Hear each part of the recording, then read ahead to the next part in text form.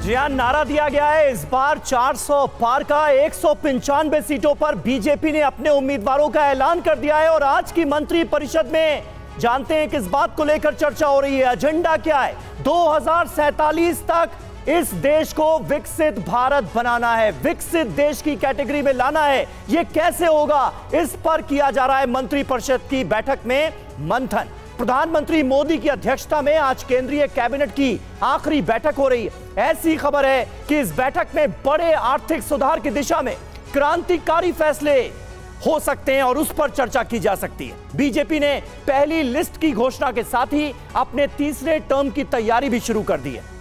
जी हां, आज हो रही मंत्री परिषद की बैठक में तीसरे कार्यकाल के पहले 100 दिन पर प्लान पर खासा चर्चा हो रही है। इसके लिए मोदी सरकार ने बड़ी तैयारी कर रखी है। साथ ही 2047 यानी आज से 23 साल बाद तक का भारत कैसे विकसित राष्ट्र बनेगा, ये भी आज की बैठक में एजेंडा है। मंत्री परिषद की बैठक में, काउंसिल ऑफ मिनिस्टर्स की बैठक में। तो इस वक्त की बड़ी खबर आपको बता दें, दिल्ली में केंद्रीय मंत्री परिषद की बैठक जारी है, शुरू हो चुकी है। कुछ देर पहले प्रधानमंत्री मोदी की अध्यक्षता में ये बैठक हो रही है। 195 सीटों के ऐलान के बाद ये बड़ी बैठक है और मोदी सरकार के दूसरे कार्यकाल की आखिरी कैबिनेट भी है। कुछ दिनों में ऐलान हो जाएगा तारीखों का और 2047 तक विकसित भारत के प्लान पर चर्चा होनी है इस बैठक में। बैठक में 100 दिन के रोड मैप पर भी बातचीत होनी है। चुनावी घोषणा से पहले मंत्री परिषद की ये अहम बैठक चल रही है। देखिए, आज की जो मंत्री परिषद की बैठक है वो कई मायनों में महत्वपूर्ण है। तीसरे कार्यकाल का रोड मैप, पहले 100 दिन का प्लान, ये आज सामने रखा जाएगा। तीसरे कार्यकाल के लिए बड़ी प्लानिंग की जा रही है, किस लेवल पर प्लानिंग की जा रही है और तीसरे कार्यकाल में जो बड़े फैसले लिए जाने हैं उसको लेकर अभी से मंथन शुरू हो गया। इसलिए यह बड़ी खबर है। तीसरे कार्यकाल का रोड मैप, पहले 100 दिन का प्लान, तीसरे कार्यकाल के लिए एक बड़ी योजना, बड़ी प्लानिंग सरकार की साफ तौर पर नजर आ रही है। आर्थिक उदारीकरण पर मुख्य फोकस रहेगा, यानी नरसिम्हा राव के दौर में जो उदारीकरण हुआ, यह उदारीकरण 2.0 के फेज की बात हो रही है। क्रांतिकारी आर्थिक सुधार वाले फैसले लिए जा सकते हैं तीसरे कार्यकाल में और उसका एक तरह का रोड मैप आज सबको सामने रखना है। निधि, बिल्कुल, और एक तरह से रिफॉर्म्स की बात की जा रही है और 2047 तक के विजन की बात हो रही है। तीसरे टर्म के पहले 100 दिन का प्लान तैयार करने को भी कहा जाएगा। पहले 100 दिन के प्लान पर फिर काम शुरू होगा। वित्त, वाणिज्य, उद्योग, कॉर्पोरेट मंत्रालय से प्लान मांगा गया है क्योंकि इस मंत्रालय के सभी सचिव भी इस मंत्री परिषद की बैठक में शामिल हो रहे हैं। सभी से अगले 100 दिन का प्लान मांगा जाएगा और देश को $5 ट्रिलियन की इकोनॉमी, अर्थव्यवस्था बनाने पर फोकस रहेगा। 2047 में विकसित भारत का रोड मैप तैयार किया जा रहा है, इसी पर विजन पर काम हो रहा है। जी हां, 2047 तक 30 ट्रिलियन इकोनॉमी का एक बड़ा खाका सामने रखने की प्लानिंग की जा रही है। यह कैसे होगा, भारत विकासशील देश से विकसित देश कैसे बनेगा, 2047 का यह बहुत बड़ा लक्ष्य प्रधानमंत्री नरेंद्र मोदी ने अपने हाथ में लिया है। तीसरे कार्यकाल में क्या होगा, यह सवाल आपके जहन में भी होगा। आर्थिक उदारीकरण पार्ट 2 का लक्ष्य रखा गया। यह एक बहुत बड़ा टारगेट है। आर्थिक विकास दर 7% से 10% करना, देश में प्रोडक्शन बढ़ाने पर फोकस रहेगा। Trade policy, global tariff rates पर जोर रहेगा। ग्लोबल ट्रेड में योगदान जो है वो 2% है आज की तारीख में, इसे 2 से सीधा डबल 4% करने की तैयारी की जा रही है और भविष्य में चीन के बराबर करने का लक्ष्य रखा गया। यह बहुत बड़ा टारगेट है, बहुत बड़ा मिशन है। श्रम, कृषि और भूमि सुधारों पर आने वाले वक्त में सरकार का खासा जोर रहेगा, यह बात साफ तौर पर नजर आ रही है। बैंकिंग सुधारों को भी खास प्राथमिकता दी जाएगी। सोर्सेस के हवाले से ये बड़ी खबरें मंत्री परिषद की बैठक को लेकर सामने आ रही हैं। बिल्कुल, एक बड़ा पैनल इस वक्त बहस के लिए हमारे साथ जुड़ चुका है। शिवम त्यागी जी हमारे साथ जुड़ रहे हैं, बीजेपी के प्रवक्ता कपिल श्रीवास्तव जी हमारे साथ जुड़ रहे हैं, समाजवादी पार्टी के प्रवक्ता हर्षवर्धन त्रिपाठी जी हमारे साथ जुड़ रहे हैं वरिष्ठ पत्रकार के तौर पर, और डॉक्टर वरुण त्रिपाठी जी हमारे साथ जुड़ रहे हैं राजनीतिक विश्लेषक के तौर पर। बहुत बहुत स्वागत है। और हमारे साथ हमारे सहयोगी आनंद पांडे जुड़ रहे हैं सुषमा स्वराज भवन से, क्योंकि यहीं पर ही मंत्री परिषद की बैठक चल रही है, केंद्रीय मंत्री परिषद की बैठक। आपके पास आऊंगे आनंद, एक बड़ी खबर जल्दी से बता दें। राहुल गांधी का केंद्र सरकार पर बड़ा वार सामने आया है। एक बार फिर हमला किया राहुल गांधी ने। पाकिस्तान से ज्यादा भारत में बेरोजगारी है, ये कहना है राहुल गांधी का। गरीबों से उसकी ट्रेन को दूर किया जा रहा है, ये कहना है राहुल गांधी का। हर साल 10% किराया बढ़ाया जा रहा है सरकार की तरफ से और अमीरों के लिए ही सरकार बना रही है नीति, ये भी हमला बोला है राहुल गांधी ने। क्या कुछ कहा आपको सुनवाते हैं।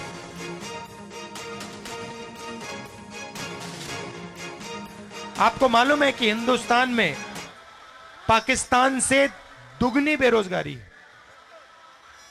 यहां पे 23% है युवाओं की, वहां पे 12% है, तो तकरीबन दुगनी बेरोजगारी हिंदुस्तान में है। बांग्लादेश से ज्यादा है, भूटान से ज्यादा है। क्यों? क्योंकि नरेंद्र मोदी जी ने जो छोटे उद्योग हैं, छोटे व्यापारी हैं, छोटे बिजनेसेस हैं, उन सब को खत्म कर दिया। कैसे? जीएसटी और नोटबंदी से। तो इससे भयंकर बेरोजगारी फैली है।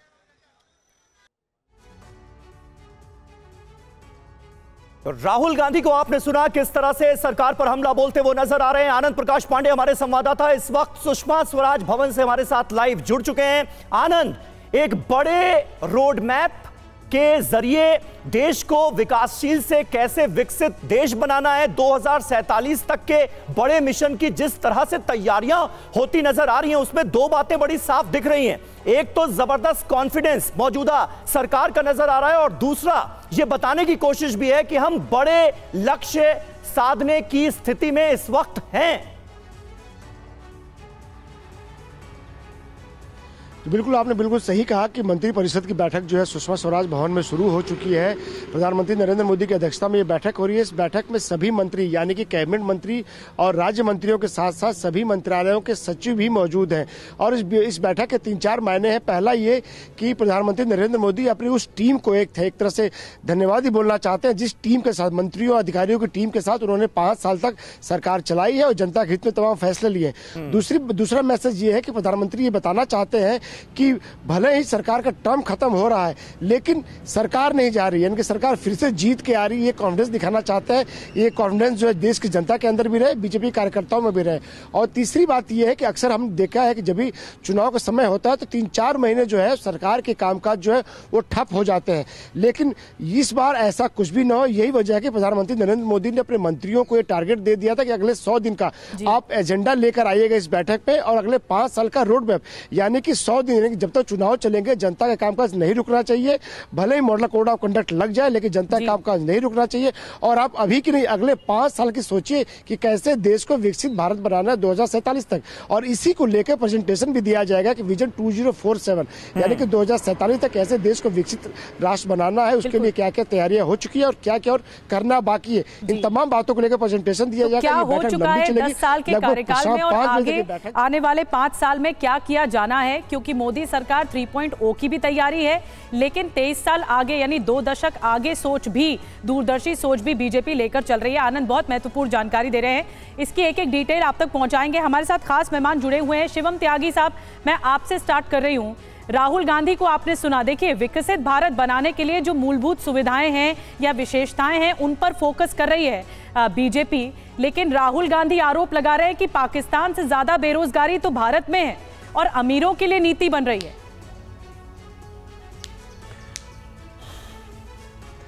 देखिए, मुझे लगता है कि मूलभूत सुविधाएं देश में गढ़ने के लिए भारतीय जनता पार्टी की ये सरकार ने 10 सालों में कितना काम किया है, राहुल गांधी अगर उस पर थोड़ा सा ध्यान लगा लेते तो मुझे लगता है वो ज्यादा बेहतर स्थिति में होते हैं।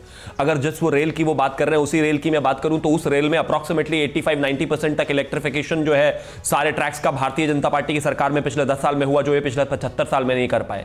इस देश में वंदे भारत है जो अभी 24 है, जो पिछले 2014 से पहले एक भी नहीं थी। अगर राहुल गांधी थोड़ा सा भी उसके बारे में अपना विजन रखते तो शायद वो कर पाते, लेकिन 75 साल में कोई भी नहीं कर पाए, जिसमें से 58 साल कांग्रेस के राज रहा। अगर मैं इसके अलावा बात करूं ट्रेन के तमाम ट्रैक ले करने का, उसके अलावा अगर मैं बात करूं ट्रेन की संख्या बढ़ाने का, अगर मैं उसके अलावा बात करूं हाई स्पीड ट्रेन लाने का, अगर मैं उसके अलावा बात करूं वंदे भारत के अलावा और भी तमाम ट्रेन लाने का, तो ये सब वो लोग नहीं कर पाए। उस विजन को कहां से लेकर आएंगे? और जहां तक बात बेरोजगारी, मुझे लगता है कि जिस तरह की तमाम चीजें राहुल गांधी इस समय बात करते हैं या कहते हैं वो कितना रेलेवेंट है और कितना इस देश को गर्त में ले जाने की कोशिश की जाती है और कितना लगातार इस देश का मोरल डाउन करने की कोशिश की जाती है। देश की और बेहतर बहुत सारी चीजें हैं। देश की जिस तरीके से अर्थव्यवस्था बढ़ रही है उसको अगर वो देखे तो शायद उनको समझ में आए दुनिया की टॉप 5 अर्थव्यवस्थाओं में कोई भी अब तो आप लोग साथ साथ हैं। कपिश जी, क्या आपको राहुल गांधी की इस बात में दम नजर आता है कि पाकिस्तान से ज्यादा बेरोजगारी है देश में? एक तरफ सरकार विजन रख रही है 2047 का, 2047 तक इस देश को विकसित भारत बनाने की बात की जा रही है और उसके लिए 100 दिन का रोड मैप तीसरे कार्यकाल का क्या होगा यह मांग लिया गया है मंत्रियों से। और दूसरी तरफ ये देखिए, भारतीय जनता पार्टी सिर्फ सपने परोसना जानती है। वर्तमान में अगर ये काम कर रहे होते तो पिछले 14 प्रधानमंत्रियों ने जो देश को दिया सब कुछ तो उन्होंने दिया, जिन्होंने 55 लाख करोड़ रुपए मात्र विश्व बैंक से कर्जा उठाया। मोदी जी की पिछले 9 वर्षों की सरकार ने अद्वितीय रूप से 105 लाख करोड़ रुपए कर्ज ले उठा करके आज इस देश को 80% कर्ज में डुबा दिया है। 25 से 26 सरकारी संस्थाएं जो हैं वो पब्लिक सेक्टर कंपनियों को ये डिसइन्वेस्टमेंट करके 6 लाख करोड़ रुपए तो केवल ये सूद भर रहे हैं। ये तो IMF की रिपोर्ट है कि 80% मोदी सरकार ने इस देश की अर्थव्यवस्था को ऋण के हवाले करके इस देश की अर्थव्यवस्था को फंसा दिया है। दूसरी चीज आप देख लीजिए, वर्तमान समय में विश्व की सबसे ज्यादा जो महंगाई है वो भारत के अंदर है, सबसे ज्यादा बेरोजगारी भारत के अंदर है। आप बांग्लादेश की GDP से पीछे चल रहे हैं साहब। कोरोना काल में जो आकर्षित आप कर सकते थे उद्योगों को वो बांग्लादेश करके ले गया, आपको शर्म की भी अनुभूति नहीं है। और सबसे बड़ी बात, आपने केवल पूंजीवादी 4-5 घरानों को फायदा पहुंचाने का काम किया। देश के 15 लाख करोड़ रुपए से ज्यादा NPA को आपने माफ करने का काम किया और किसानों को आंदोलित रखे। लेकिन आप उनकी बात क्यों कर रहे हैं? आप अपनी बात क्यों नहीं कर रहे हैं? आप इंडिया अलायंस की बात क्यों नहीं कर रहे हैं? आप मुद्दों की बात क्यों नहीं कर रहे? कपिश जी, आप ये क्यों नहीं बता रहे कि कैसे आप बीजेपी को हराएंगे? जयराम रमेश और मल्लिकार्जुन खड़गे ये कहते हैं कि हमारा जो मकसद है वो बीजेपी को हराने का है, तो कैसे करेंगे? मैं ये सवाल डॉक्टर वरुण आपसे मैं पूछना चाहूंगी, क्योंकि रोड मैप जो बनाया जा रहा है 2047 तक बनाया जा रहा है, इसी विजन के हिसाब से सोचा जा रहा है, तो आप बीजेपी को कैसे हराएंगे? क्योंकि अभी तक तो जो इंडिया अलायंस है वो कई चीजों में उलझा हुआ है, चाहे वो गठबंधन हो या सीट शेयरिंग हो, अब तक वो मुद्दों पर चर्चा ही नहीं हो रही है इंडिया अलायंस में। निधि जी, अभी सबकी बात मैंने सुनी, जो इकोनॉमिक्स की बात बता रहे हैं, आंकड़े काकड़े, सारी दुनिया जो है वो सब समझती है। आम आदमी को इससे कोई लेना देना नहीं, उसको पेट की आग से रोटी से मतलब। जिसका विजन मणिपुर में देख रही है जनता, जिसने नोटबंदी में देखा लाइनों में लोग मर गए, उनके बारे में क्या हुआ, चाय पकौड़े की सरकार कर लो, 2 करोड़ रोजगार देने की बजाय क्या कहा बच्चों को कि आप चाय पकौड़े के ठेले लगा लो, नाले से गैस बना लो। तो चुनाव है, अब तो मुद्दों पर बात करेंगे। यही तो मुद्दे आएंगे, यही तो मुद्दे हैं। सोशल सिक्योरिटी, सोशल वेलफेयर ही तो मुद्दा है। और क्या मुद्दा है? 5 ट्रिलियन इकोनॉमी क्या पूंजीपतियों के लिए? आम आदमी की क्या इकोनॉमी हो रही है? आप खुद देख रहे हो इस बात से। आप सोच देखिए कितनी फासिस्ट सोच है। 2047 भाई क्या सपने दिखा रहे हो? फिल्म इंडस्ट्री है ये। आए जब से एक इवेंट कंपनी को जनता ने वोट दे दिया, एक फिल्म की जैसे कपोल कल्पित बातें करते हैं, ऐसे हो जाएगा। 23 साल कौन जिएगा भैया? 23 साल तक आप मुझे बताओ, जो आज बच्चा 1 साल का है, क्या नजर आ रहा है आपको? ये सीधे सीधे बताइए ना। ये हवा में मुझे लगता है बातें नहीं होनी चाहिए। अगर मंत्रियों से, 1 मिनट सुनिए, अगर मंत्रियों से 100 दिन का रोड मैप मांगा गया है कि तीसरे कार्यकाल में ये कैसे होगा, आइए हमारे सामने पूरा प्लान रखिए। अगर 7% से 10% आर्थिक विकास दर का सपना देखा जा रहा है, उसे पूरा करने की कोशिश की जा रही है पूरे कॉन्फिडेंस के साथ, तो इसमें गलत क्या है? गरीबी का आपने जिक्र किया, जो ताजा आंकड़े सामने आए हैं उसमें तो गरीब घट रहे हैं अगर हम पिछली सरकारों से तुलना करें। आप सुनना ही नहीं चाहते आम आदमी की, तो मैं क्या करूंगा? बोलिए। ये है 5 साल तक राशन मिलेगा फ्री, ये एक विजन है। 5 साल तक ये इकोनॉमी बनाएंगे, ये विजन है इनका। आप ये देखिए, आप चुनाव में 5-7 दिन रह गए आचार संहिता लागू होने में। 10 साल से क्या कर रहे थे भैया? पहले नहीं बना सकते थे क्या विजन? अब जो विजन बना रहे हैं, क्या इनको मालूम है कि वापस आएंगे? जनता का वोट इनको पहले से पता है। यही तो फासिस्ट सोच है कि 23 साल तक यही रहेंगे सरकार में। कैसे बना? जवाब ले लेते हैं। शिवम त्यागी कुछ कहना चाह रहे हैं, बार-बार। समीर जी 10 सेकंड दीजिएगा बस। ठीक है, बोलिए बोलिए शिवम जवाब देना चाह रहे हैं आपका, सुनिए। देखिए, निराशा से भरे हुए, डूबे हुए ये कांग्रेसी ऐसे हैं कहते 23 साल का प्लान दिखा रहे हैं, 23 साल कौन जिएगा? अरे भैया मैं तो 100 साल जीऊंगा, कमाल की बात है, ये राष्ट्र जिएगा, 1000 साल जिएगा, और 2047 तक का प्लान कोई बहुत बड़ा प्लान नहीं है।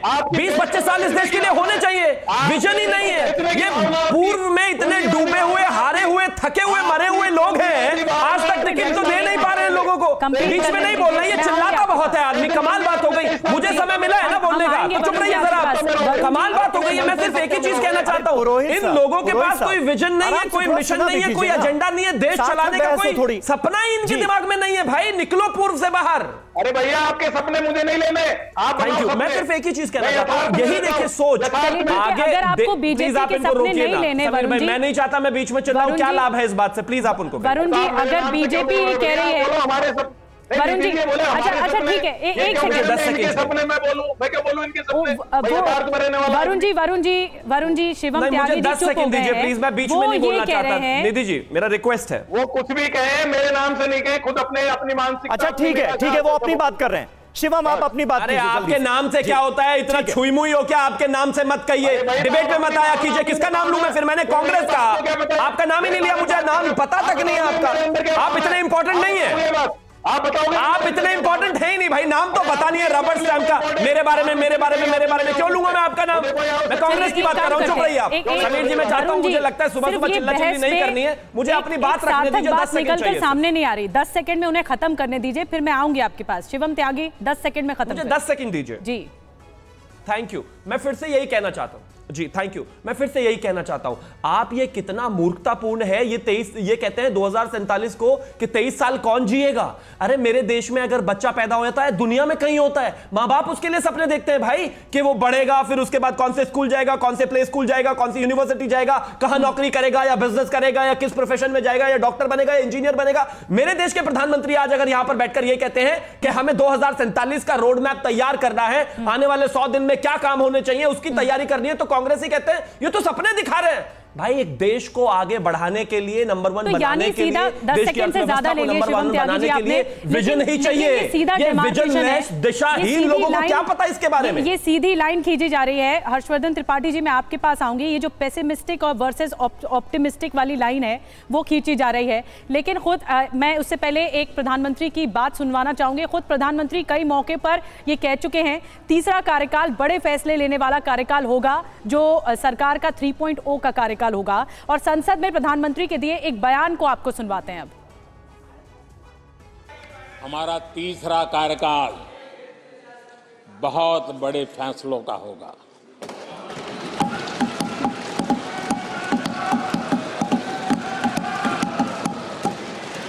मैंने लाल किले से कहा था और राम मंदिर प्राण प्रतिष्ठा के समय भी मैंने उसको दोहराया था।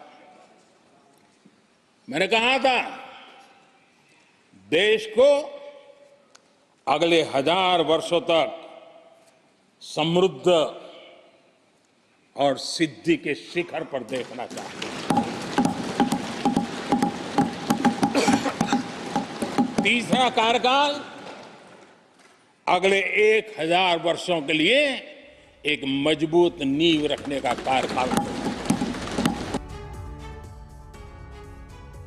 देखिए प्रधानमंत्री नरेंद्र मोदी इससे पहले कई मौकों पर यह जिक्र कर चुके हैं, विकसित भारत का रोड मैप 2047 तक क्या क्या बदलेगा। ये जरा हम आपके सामने कुछ आंकड़े रखना चाहेंगे, क्योंकि 2047 तक विकसित भारत बनाने की बात हो रही है, तो यह होगा कैसे? आबादी देखिए करीब है 160 करोड़, अर्थव्यवस्था 30 ट्रिलियन डॉलर की। विकसित भारत का रोड मैप हम रख रहे हैं, 2047 तक क्या क्या बदलेगा।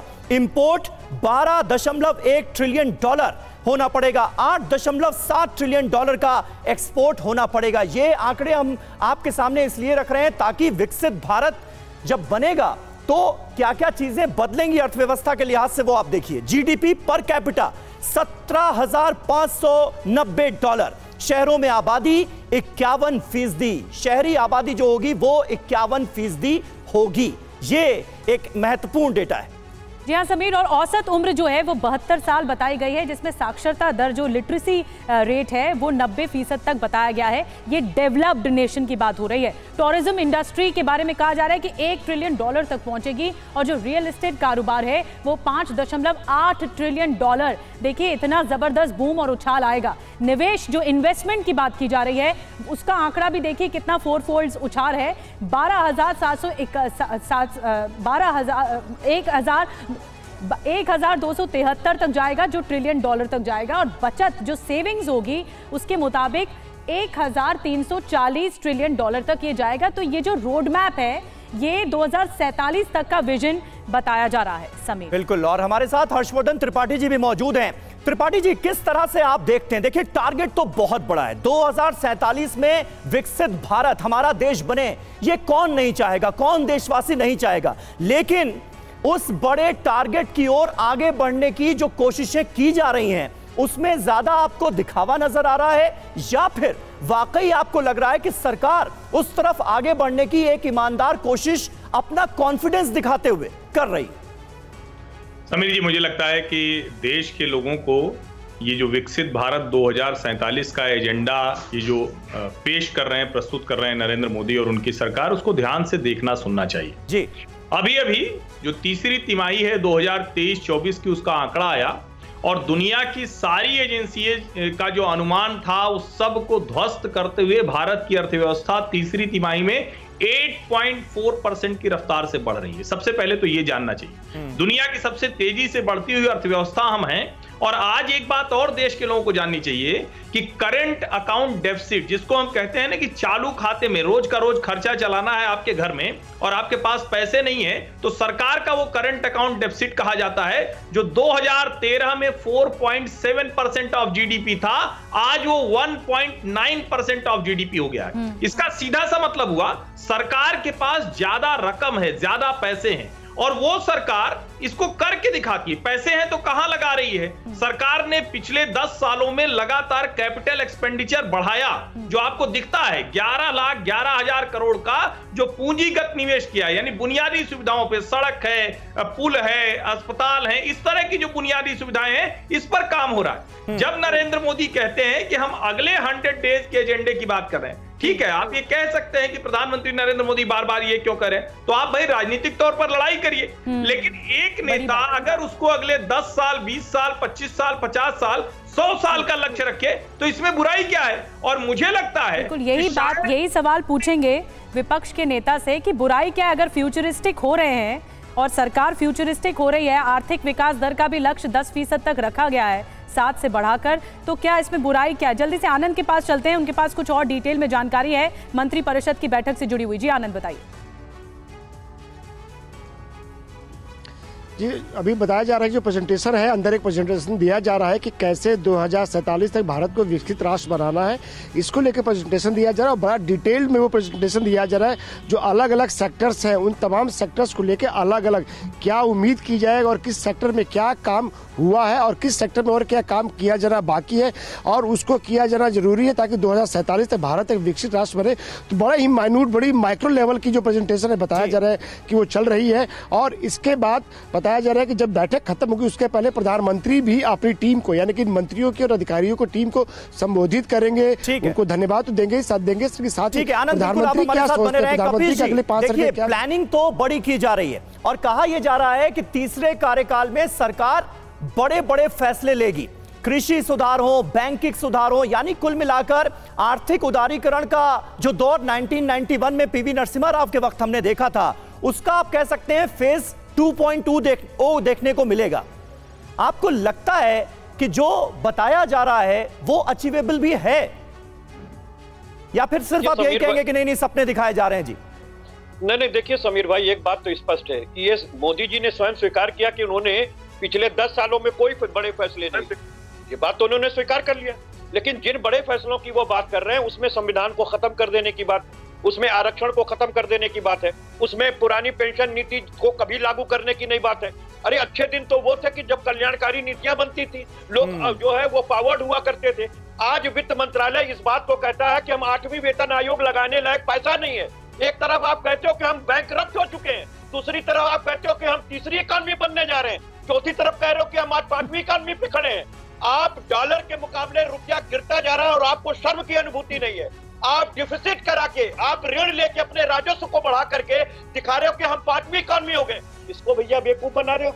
अगर आप इतनी बड़ी इकॉनमी हो गए, समझ रहे हैं आप शिवम, एमएसएमई है शिवम समझ रहे हैं आप, विपक्ष जो है आपने इतनी बड़ी बड़ी बातें कर दी कि विपक्ष उलझ गया। बिल्कुल ऑपोजिशन के लीडरान जो है वो उलझ गए हैं। सिर्फ सपने तो नहीं दिखाए जा रहे हैं देश को। उलझने की बात नहीं, मैंने तो स्पष्टता से मैं एक ही चीज कहना चाहता हूं कि गिरती हुई साख नहीं, प्लीज बीच में नहीं बोलना है कपीस जी शिवम भाई, मेरे बातों मैं बस एक ही चीज कह सकता हूं कि गिरती हुई साख, गिरती हुई, प्लीज बीच में मत बोलिए प्लीज, मेरा रिक्वेस्ट है। मैं नहीं चिल्लाना चाहता, क्या हो गया है भाई, इतना एजिटेटेड क्यों है आप? मैं कह रहा हूं, मान रहा हूं आप चुनाव हार रहे हैं, लेकिन इसका ये बिल्कुल मतलब नहीं है कि इस तरीके से आकर हैक करेंगे। प्रश्नों का उत्तर दीजिए जो मैंने। मैं आप ही के प्रश्नों का उत्तर दे रहा हूं, लेकिन उसके लिए जबान खोलने देनी पड़ेगी ना।